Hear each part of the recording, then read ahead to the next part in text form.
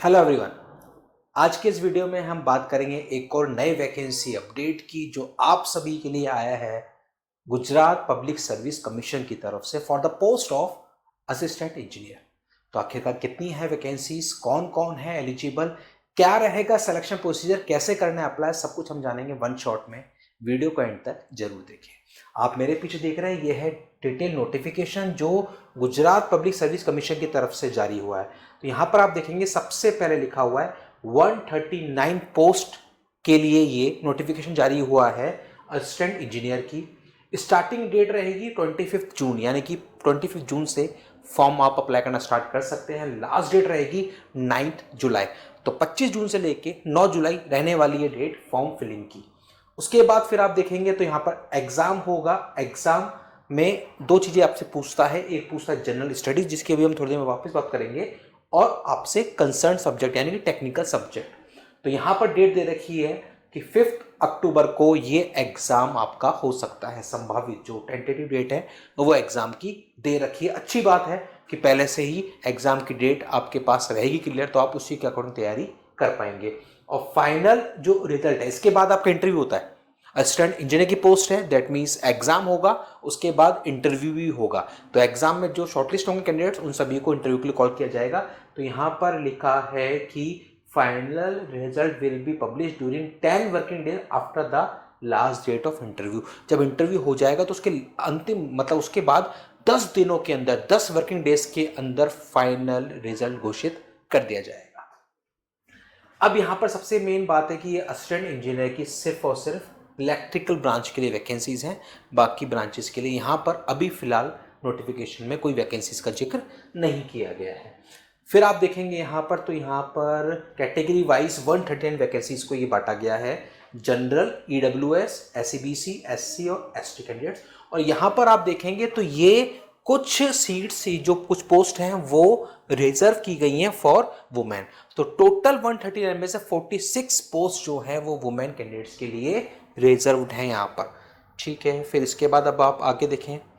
आगे देखेंगे तो आपको एज का क्राइटेरिया भी दिखेगा, उसके बाद आपका क्वालिफिकेशन भी दिखेगा। तो देखते हैं यहाँ पर, देखो क्वालिफिकेशन सबसे पहले।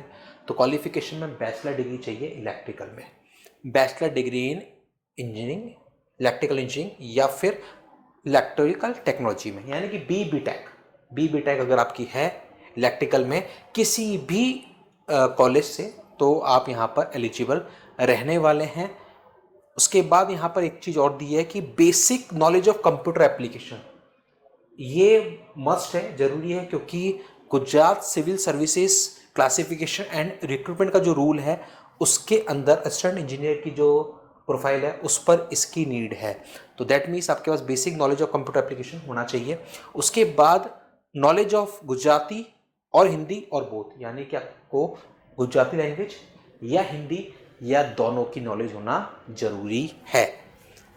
पे स्केल यहाँ पर दे रखा है आपको, लेवल 8 की ये पोस्ट है, 44,900 पे स्केल रहने वाली है। एज 35 ईयर्स दे रखी है, मैक्सिमम एज लिमिट इससे ज़्यादा नहीं। कट ऑफ डेट दे रखी है लास्ट डेट ऑफ एप्लीकेशन, यानी कि 9 जुलाई यहाँ पर रहने वाली एज की कट ऑफ डेट। उससे पहले अगर आप 35 कंप्लीट कर रहे हैं तो आप एलिजिबल नहीं हैं।